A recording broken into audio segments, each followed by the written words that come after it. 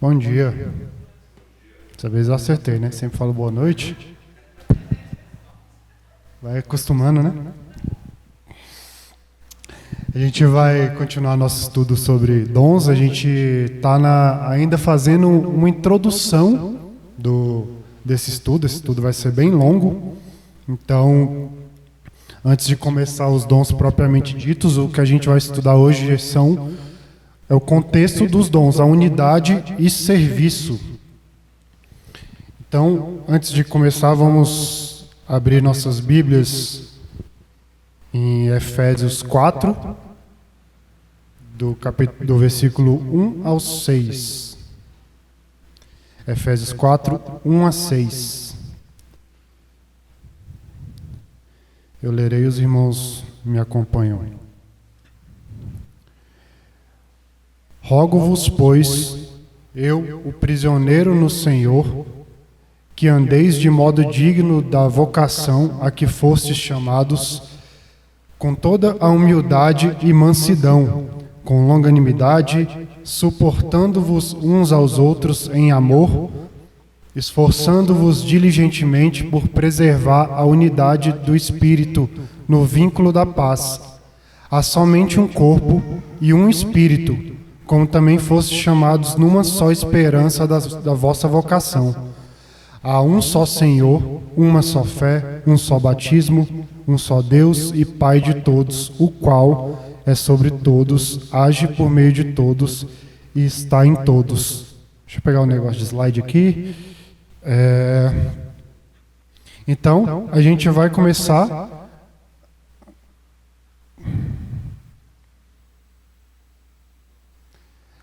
com o primeiro tópico, que é a unidade na utilização dos dons. Esse texto que a gente leu, ele traz o tempo todo uma ideia de unidade da igreja, que nós, como corpo de Cristo, a gente tem que viver unido e nos preservar unidos.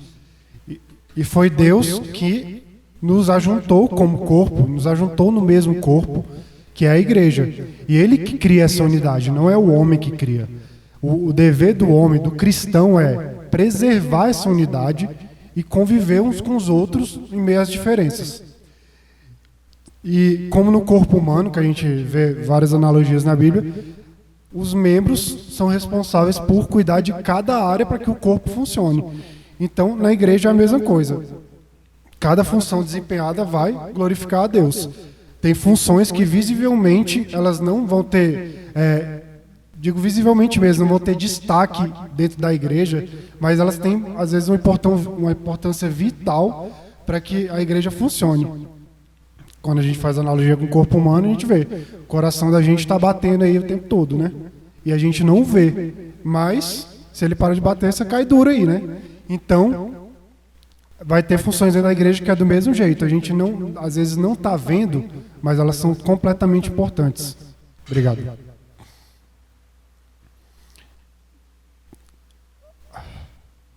Aí a gente vai servindo as áreas que cada membro tem sua importância, servindo em áreas que às vezes não são visíveis, né? E por isso que a gente vê que esse ajuntamento de pessoas, cada um com sua função, quando a gente vê isso, que a gente vê que não é possível ser igreja sozinho. Porque para fazer, pode ser que sozinho você faça parte de um corpo, mas você não vai ser o corpo, você no máximo vai ser um membro. A igreja, ela é formada por esse ajuntamento dos membros. Então, nenhum de nós poderia fazer sozinho o que o corpo reunido poderia fazer. Assim como o olho sozinho não é corpo, a orelha sozinha não é corpo, e apesar de terem funções importantíssimas, eles não são autossuficientes. Então, mesmo que exista, que haja esse ajuntamento, e até que tenha gente trabalhando, é necessário que haja unidade entre nós. Isso aqui ilustra bem o que eu estou falando também, ó. Opa, aqui para cá. Isso aqui é uma engrenagem, né? As engrenagens são o quê? São conjuntos de peças de rodas dentadas, como aquelas ali, que elas se encaixam e rodam juntas, elas rodam de maneira sincronizada, e uma ajuda a outra a rodar. O esforço de uma ajuda a outra a rodar. E no final elas vão fazer funcionar algum sistema, alguma máquina, alguma coisa do tipo. E a igreja é parecida com isso.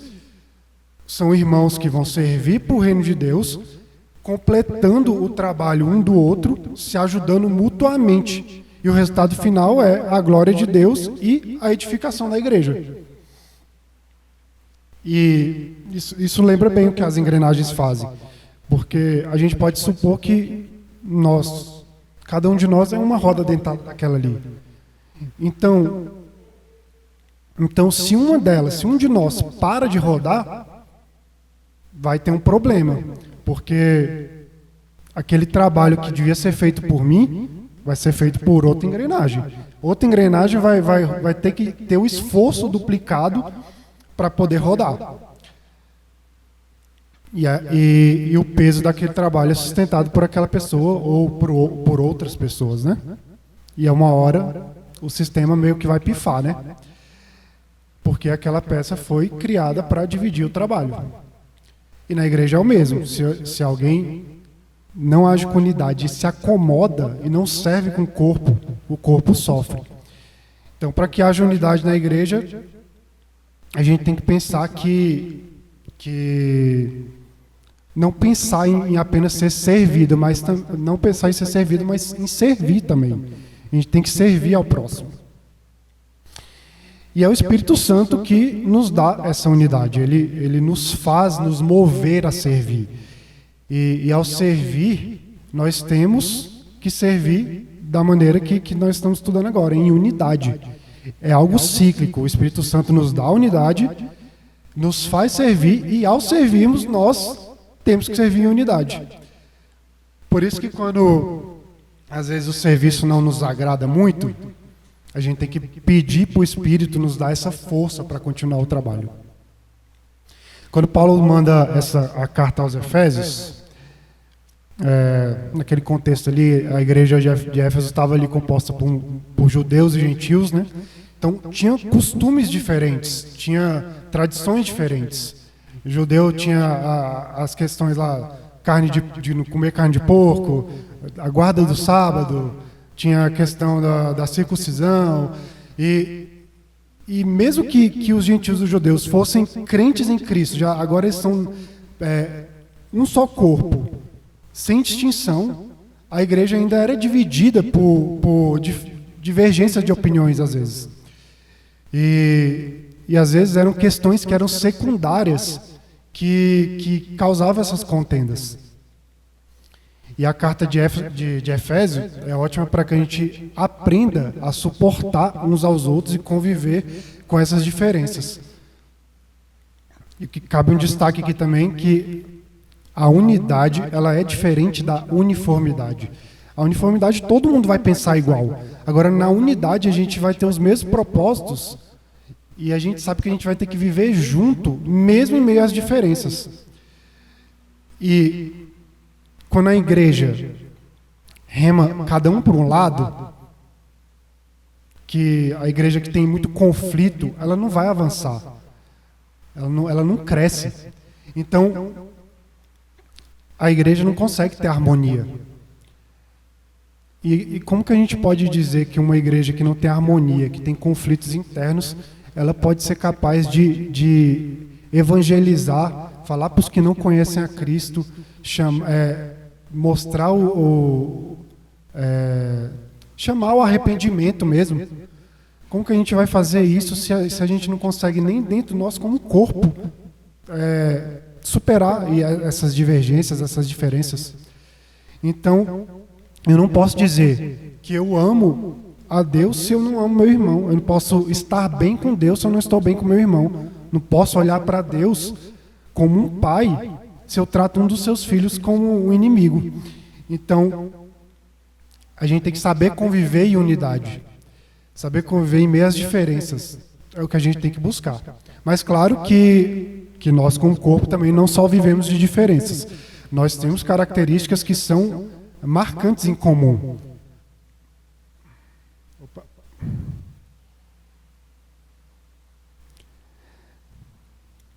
Nós temos características que são marcantes em comum.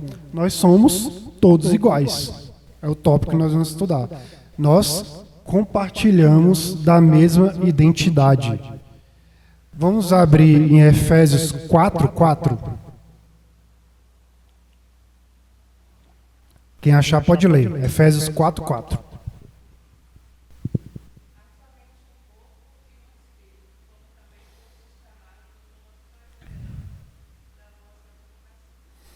Então, assim como nós, como pessoas, somos formados por um corpo e um espírito, a igreja também é formada por um único corpo e ela é habitada por um único espírito. Então, como membros desse corpo, mesmo tendo nossas diferenças, a gente tem uma identidade em comum. E a gente tem a mesma esperança de sermos redimidos pela obra de Cristo. O segundo é, somos todos iguais, porque compartilhamos do mesmo testemunho. Alguém pode ler em Efésios 4:5?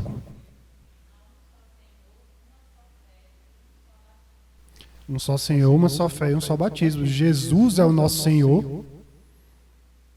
Nós temos fé na obra dele, que é capaz de nos salvar. E por meio do batismo, nós testemunhamos que somos purificados dos nossos pecados e unidos por ele pela graça. A gente precisa congregar e viver com irmãos que creem nisso. Em primeira instância, a gente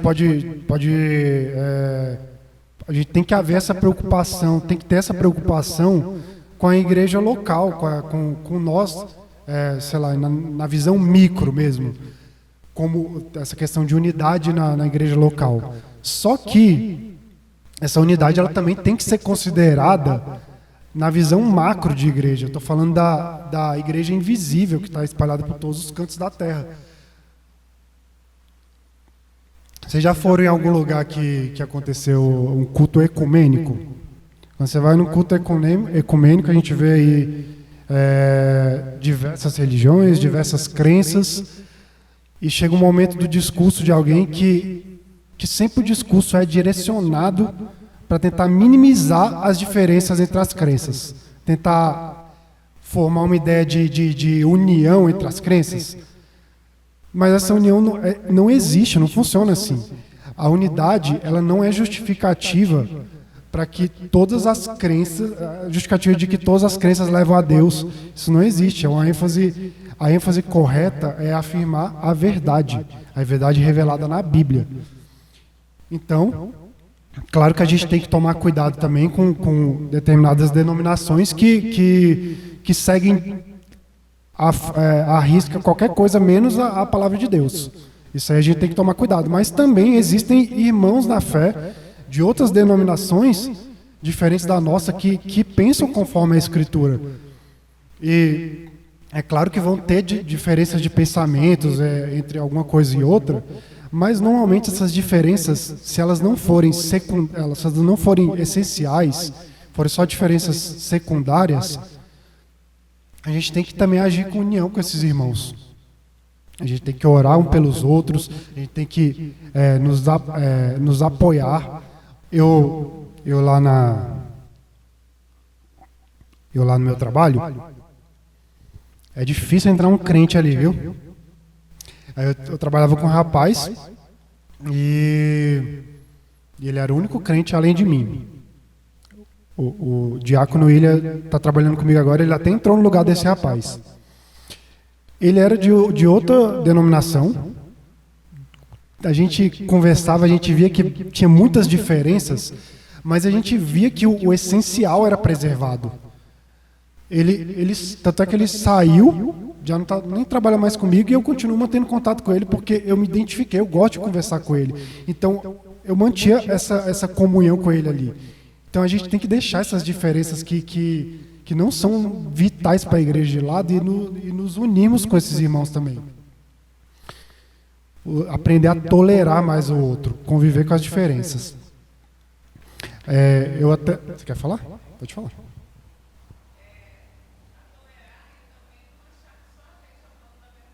Exatamente.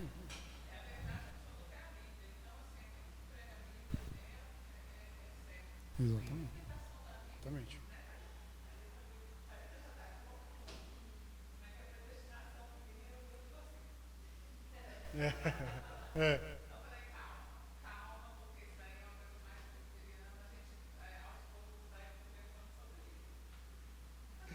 Exatamente.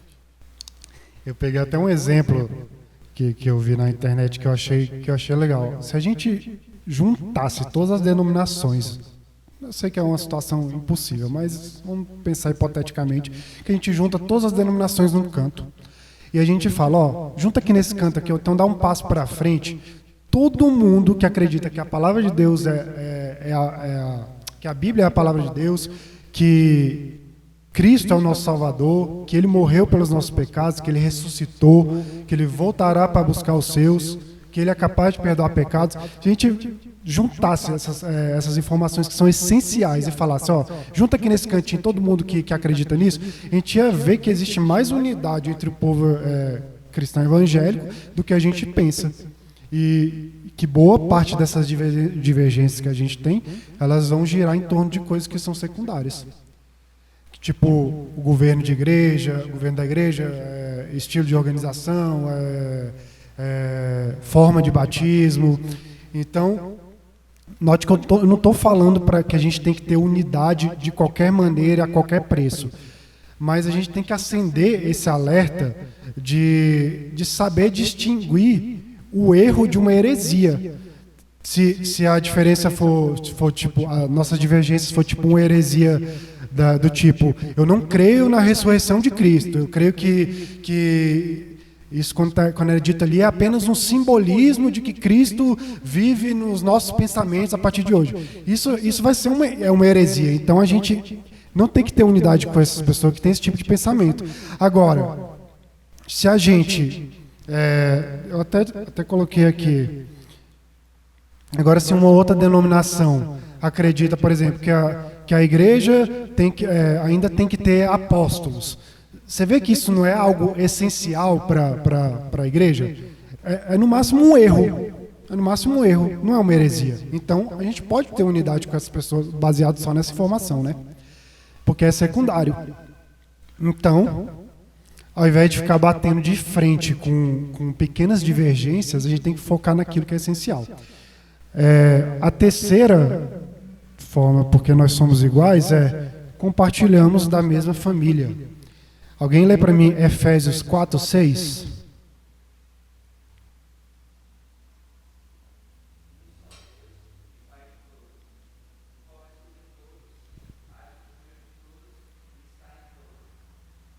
Um só Deus e Pai de todos. Nós somos irmãos em Cristo, porque nós temos o mesmo Pai.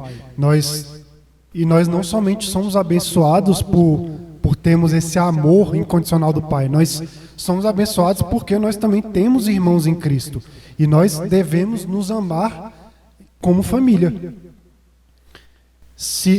Porque são os irmãos que Deus também habita neles, por meio do seu Espírito. Então, a gente tem que lembrar que quando houver alguma diferença de pensamentos, que isso não venha distanciar a gente. Assim como são filhos de Deus, Deus também habita neles. Então, mesmo que alguém tenha te decepcionado muito, a gente tem que olhar para ele e ver Jesus. A gente tem que lembrar que os pecados ainda fazem parte da nossa vida. Que a morte de Cristo também foi por aquela pessoa, teu irmão em Cristo. Então, isso tem um valor incalculável. Deus me manda amar o meu irmão como Cristo me ama. Então, como que eu não posso ter unidade com o meu irmão se antes o Espírito decidiu ter unidade com ele? Por isso que nós devemos nos honrar e amar uns aos outros. Aí a gente entra no próximo tópico que é... Oi, pode falar.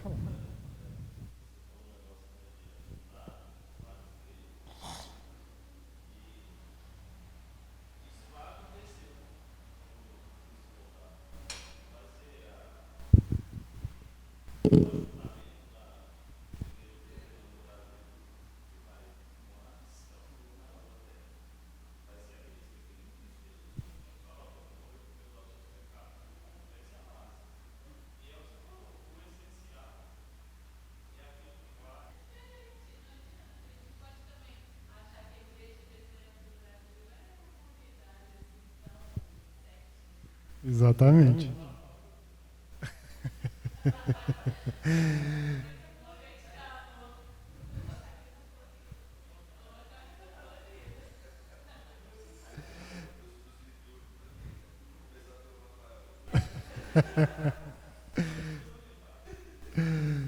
É isso, gente. E a gente vai ver também que a diversidade, ela é benéfica na unidade. É o próximo tópico que nós vamos ver. A diversidade é benéfica na unidade. A gente viu que tem coisas que nos tornam iguais, enquanto povo de Deus. Só que também tem diferenças que sempre vão existir, que não são essenciais. Não foi isso que a gente viu? E isso não deve ser motivo de desunião. Mas agora a gente vai ver que também tem diferenças que elas são importantes para que ocorra essa unidade dentro da igreja. Chega a ser estranho, né? Porque são as características iguais nos fazem ter unidade, mas também tem diferenças que causam unidade. Beleza, mas que diferenças são essas? Eu vou ler aqui Efésios 4, 7, e depois eu vou pular para o versículo 11 até o 13. Efésios 4, 7, depois 11 ao 13. E a graça foi concedida a cada um de nós, segundo a proporção do dom de Cristo. E Ele mesmo concedeu uns para apóstolos, outros para profetas, outros para evangelistas e outros para pastores e mestres, com vistas ao aperfeiçoamento dos santos, para o desempenho do seu serviço, para a edificação do corpo de Cristo, até que todos cheguemos à unidade da fé e do pleno conhecimento do Filho de Deus, à perfeita varonilidade, à medida da estatura da plenitude de Cristo. Deus concede diferentes dons, inclusive em diferentes proporções. Às vezes Deus chama pessoas que a gente não vai entender por que Ele chamou, mas são os propósitos dele. A gente tem que reconhecer que os diferentes dons, eles são derivados da autoridade de Cristo.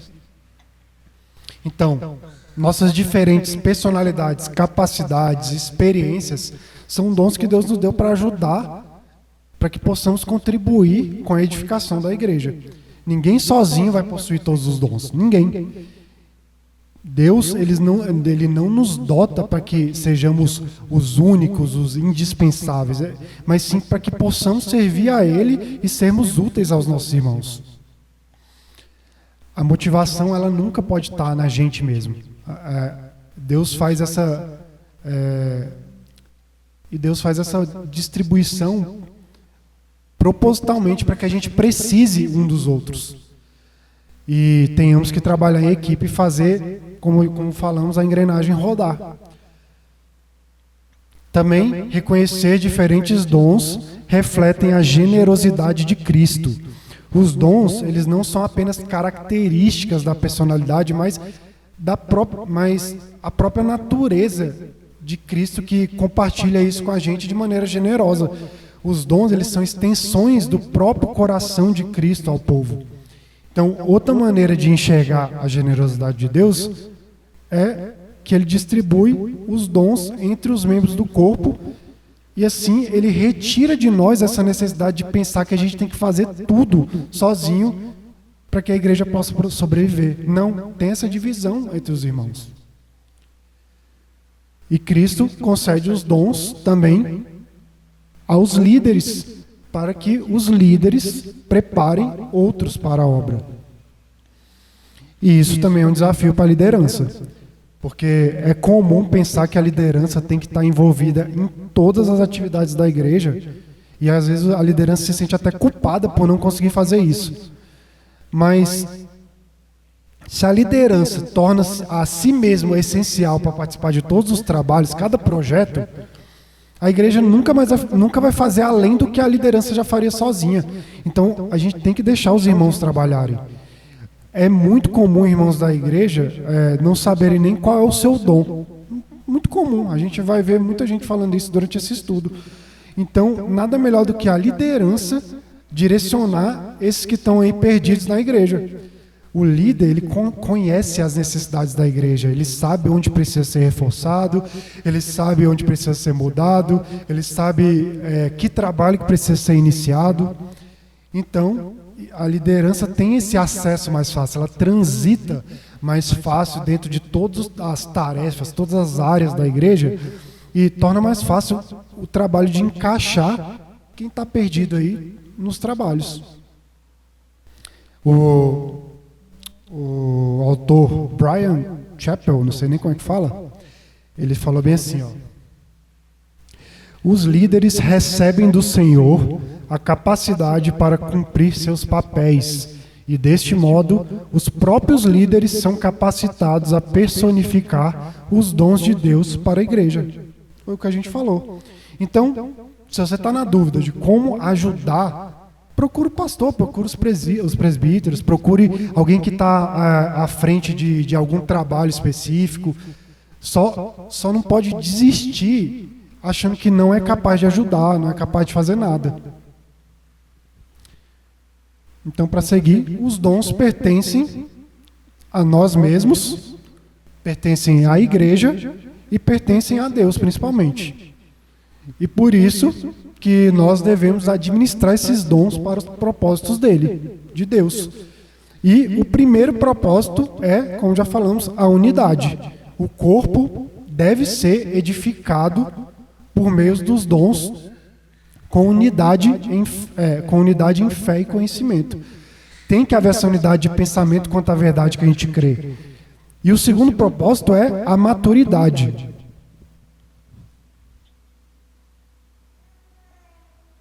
O intuito é que a igreja cresça espiritualmente, amadurecer na fé, que sujeita todas as coisas à liderança de Cristo.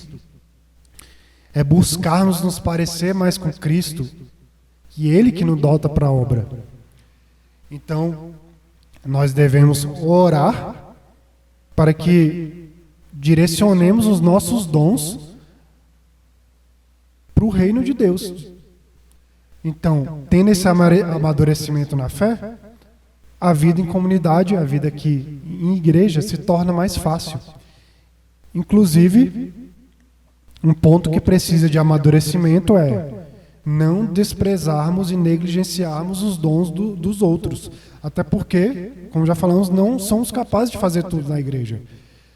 Então, precisamos de irmãos para que a igreja seja servida e edificada da maneira correta. Todos os dons têm sua importância. Às vezes acontece de fulano ser um bom pregador, mas ele não administra bem a igreja, ele não sabe administrar bem a igreja. Às vezes o ciclano é bom em organizar, deixar tudo em ordem, mas ele tem sérias dificuldades ali com hospitalidade. Beltrano tem uma didática excelente para crianças, ele sabe dar uma aula para criança que nunca se viu igual. Só que às vezes ele canta mal, ele não sabe cantar direito, aí vem outro irmão e ajuda a cantar. O outro, às vezes, é péssimo em aconselhar, ele não sabe te dar um conselho, mas é ele que todo dia está com o joelho no chão orando por todo mundo da igreja. Tem gente que às vezes tem dificuldade de falar em público, mas quando você vai no particular conversar com ele, ele é aquela pessoa que te fala exatamente o que você precisa ouvir. Então a gente vê, tem essas diversidades, onde nós estamos falhando, onde nós temos essa brecha, essa lacuna, tem irmãos que vão estar ali para preencher. Se a gente fosse iguais, a igreja estaria em problemas, então. Porque todos os serviços são importantes para a edificação da igreja e para cumprir os propósitos de Deus. Mas também existe um outro lado. Nós não podemos, além de não desprezarmos os dons dos outros, nós não podemos desprezar os nossos próprios dons. O autor até fala que a gente pode nunca cumprir os propósitos de Deus em nossas vidas enquanto desejarmos ser algo que Deus não planejou que fôssemos. Aí ele traz três motivos pelos quais os cristãos não fazem o bom uso dos dons. O primeiro deles é não entender que são obrigados a usá-los. Há essa obrigação. Não usar os nossos dons é desconsiderar o chamado de maneira pecaminosa. O segundo é fugir das obrigações que vêm com os dons. Deus nos dota e com isso vão vir obrigações. É mais ou menos aquilo que está lá mais ou menos aquilo lá que o tio Ben fala para o Homem-Aranha. Com grandes poderes vem grandes responsabilidades. Então, nós temos obrigações quando recebemos os dons. E o terceiro é não usar os dons por achar que combina mais com o dom do irmão. Ah, não, eu não gosto muito do meu dom, não, é o dom do irmão que me atrai. Isso é muito comum de ser visto. Eu até já falei isso. A pessoa que tem um dom que às vezes não tem muita visibilidade na igreja, ela acaba achando que o do irmão é melhor, porque ele está ali à frente, ele está aparecendo mais. Às vezes tem um dom para relacionamentos, mas ele quer mesmo é o dom do ensino, porque vai parecer fazer que ele é mais inteligente, não que ele é carinhoso, cuidadoso com os irmãos. Ou então ele tem um dom para oração, mas ele trata com negligência porque às vezes as recompensas não são públicas. Então a gente tem que sempre nos perguntar: eu estou fazendo o que Deus me criou para fazer ou eu estou negligenciando meus dons? Desprezar os dons, tanto os próprios quanto os do próximo, é uma maneira de desrespeitar a autoridade de Cristo. Se você refletir e achar que está sendo negligente nessa área, que não consegue descobrir seu dom ou algo do tipo, conversa com a liderança. Conversa com o pastor, aposto que ele vai te orientar melhor nisso, vai te direcionar melhor. Pode ser que você seja adotado por uma área que você nem esperava e você nunca nem trabalhou nela. Mas não fique parado. A igreja, com certeza, é mais edificada quando cada um usa os dons que Deus deu. E o trabalho, com certeza, fica menos pesado para os que estão fazendo dobrado o trabalho, porque alguns estão parados. O próximo tópico é o propósito dos dons e o serviço nessa unidade. Pode falar.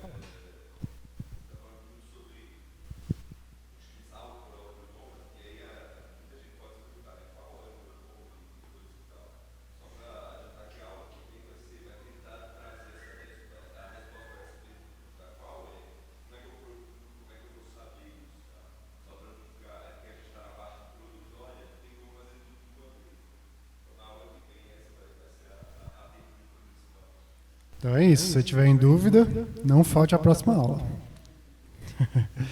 O propósito de Deus é o serviço nessa unidade.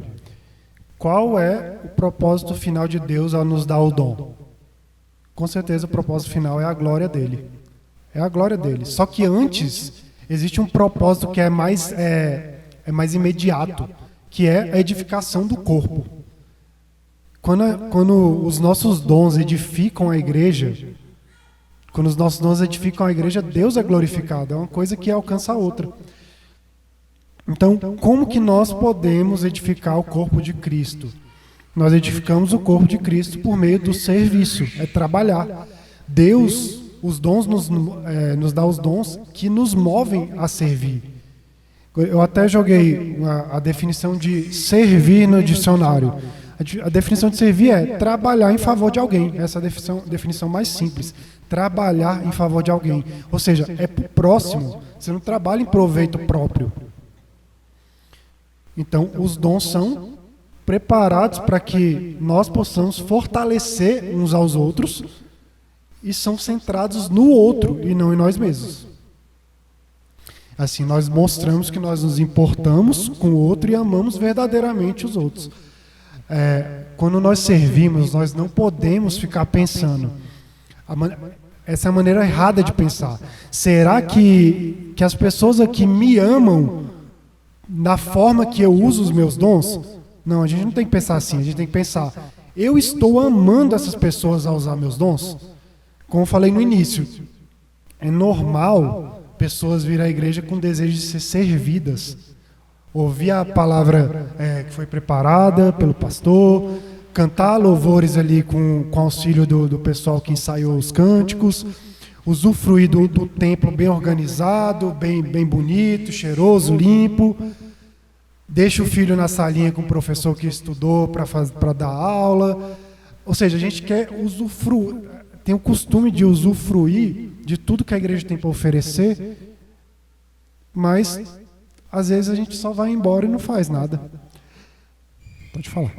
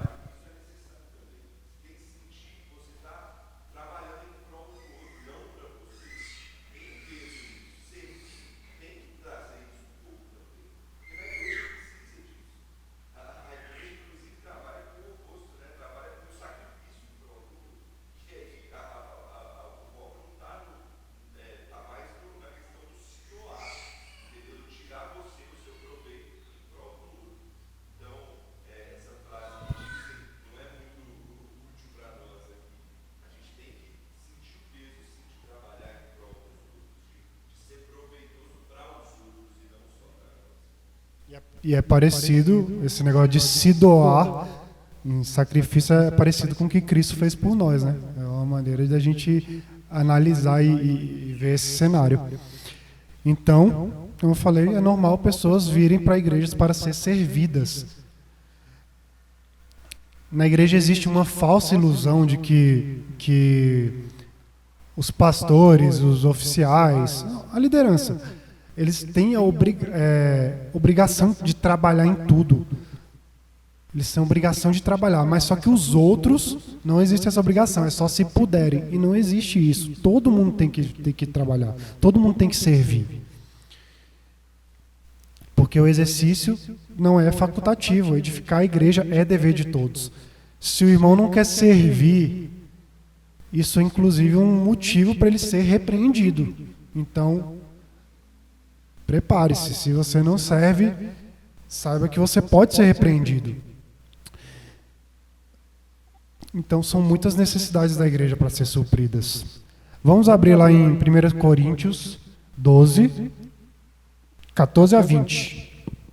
1 Coríntios 12, 14 a 20. Eu vou ler.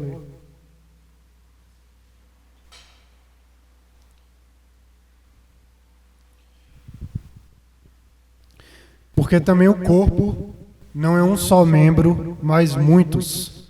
Se disser o pé, porque não sou mão, não sou do corpo, nem por isso deixa de ser do corpo.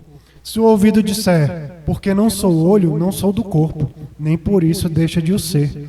Se todo o corpo fosse olho, onde estaria o ouvido? Se todo fosse ouvido, onde o olfato? Mas Deus dispôs os membros, colocando cada um deles no corpo, como lhe aprouve.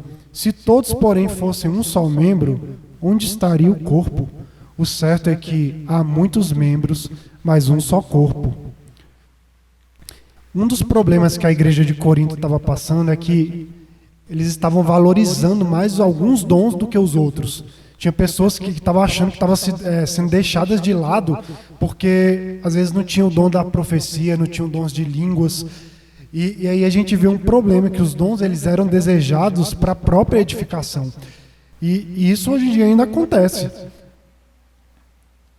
Primeiro lugar, tem se olhado qual proveito que aquele dom vai te trazer e não a maneira que a igreja vai ser beneficiada com aquele dom. Então, por isso que Paulo, ele reforça que todos os dons são importantes. E não adianta querer ter algo que Deus não preparou para você. Ele coloca os membros em cada função da maneira que ele quer. Você pode até pedir para ser olho, mas se a vontade dele for que você seja dedo mindinho, é o que você deve fazer, e você deve fazer isso de maneira a honrá-lo como um bom dedo mindinho. É isso que ele está falando. Em 1 Coríntios, vamos ler 1 Coríntios 12, 21 a 25.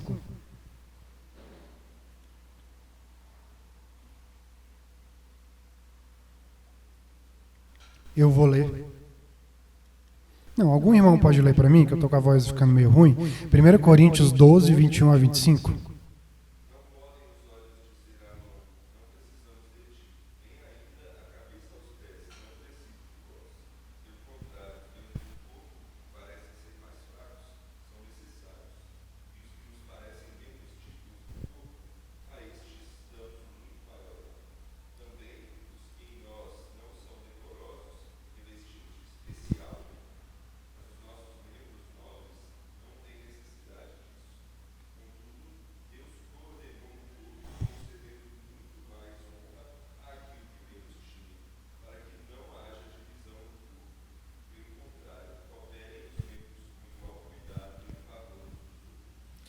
Pode ser que alguém pense que o dom que ele tem não vai ser muito necessário para a igreja, mas é um engano.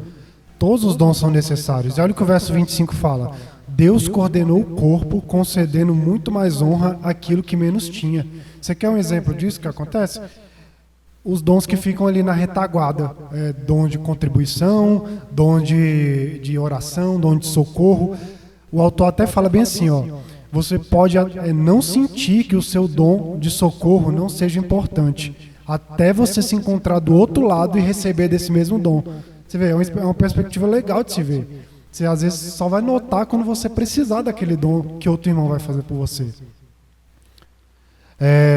Seguindo, nós vamos para o próximo tópico, que é: não há superioridade ou inferioridade, mas dependência.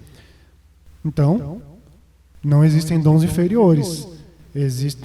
Cada um tem sua importância na igreja.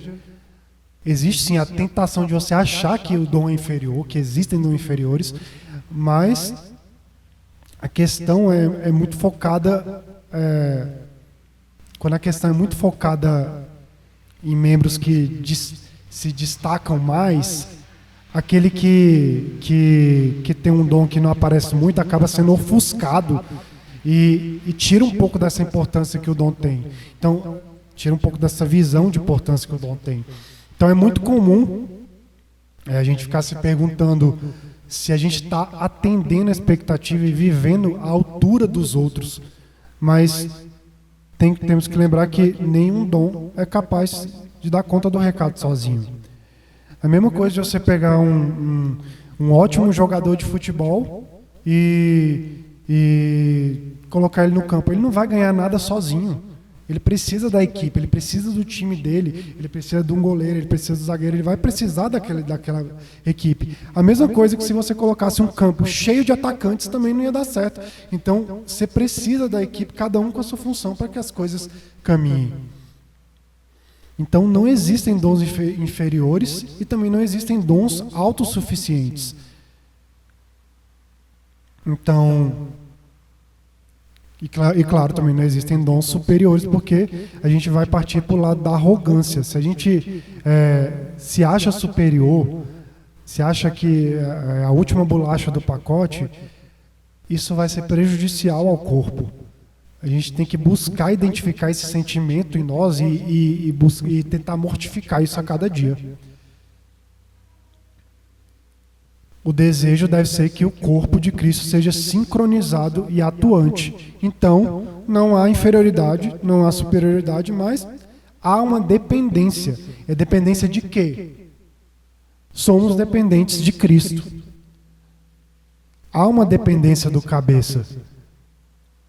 É o cabeça a nossa cabeça que dá os comandos para o corpo. Assim como Cristo, se nós buscarmos utilizar nossos próprios dons por meio das nossas próprias forças, a gente vai falhar, inevitavelmente. O autor até fala que a gente está tão acostumado a depender dos nossos dons que nós paramos de depender daquele que concedeu os nossos dons. Então, nada melhor do que muita leitura bíblica, muita oração, para saber como vão ser direcionados por Cristo. Mas essa dependência ela não vem só de Cristo. Nós também temos dependência uns dos outros, nós dependemos uns dos outros. Para que o corpo fique bem ajustado, tem que haver cooperação de cada parte. Lembra da engrenagem que eu falei? Elas se encaixam e rodam juntas para o sistema funcionar. Se cada cristão é vocacionado para fazer cada cristão ele é vocacionado para fazer o corpo funcionar. Então, não tenha a falsa ilusão de que porque a igreja está bem, porque os trabalhos estão acontecendo, que você não tem que servir, você não tem que trabalhar. Envolva-se. Se você está parado e as coisas continuam fluindo, é porque algum irmão está fazendo a sua parte.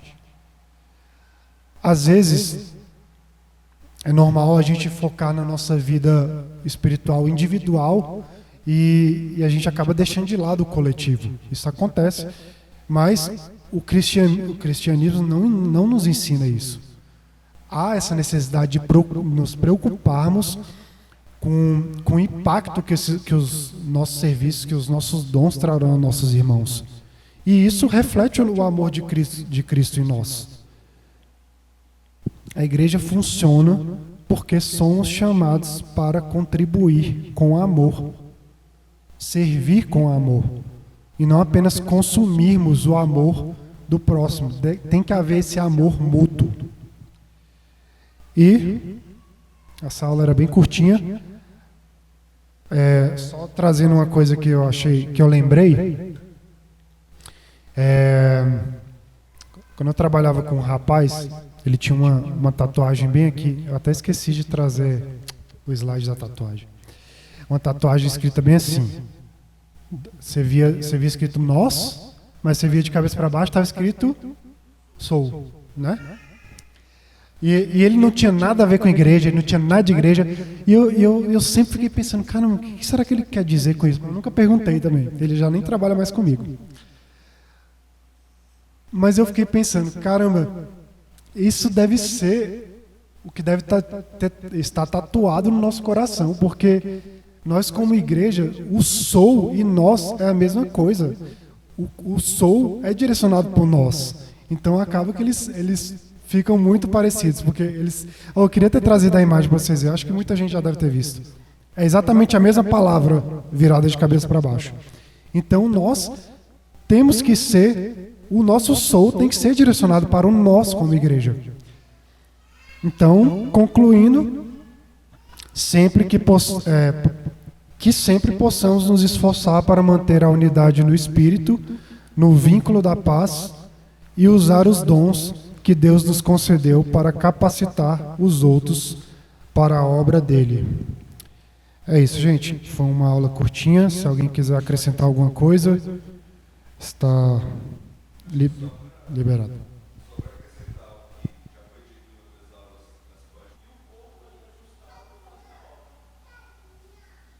Legal. Vamos orar para encerrar essa parte, né?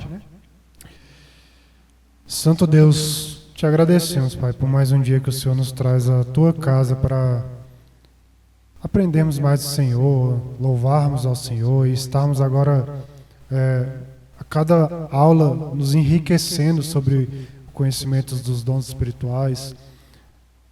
Te agradecemos, Pai, porque o Senhor tem nos sustentado como igreja e te pedimos que o Senhor, a cada dia, Pai, nos dê o desejo de unidade, que possamos juntos servirmos e sabermos que tudo é para a tua honra e glória, mas também que os nossos irmãos são edificados por meio desse trabalho, Pai. Que possamos, Deus, ter os nossos corações humildes, voltados para o próximo e que possamos, Deus, nos sentir incomodados de sempre trabalhar para o crescimento do teu reino aqui nessa terra, Deus. Esteja conosco, nos fortalece em ti a cada dia. É o que eu te peço. Em nome de Jesus. Amém.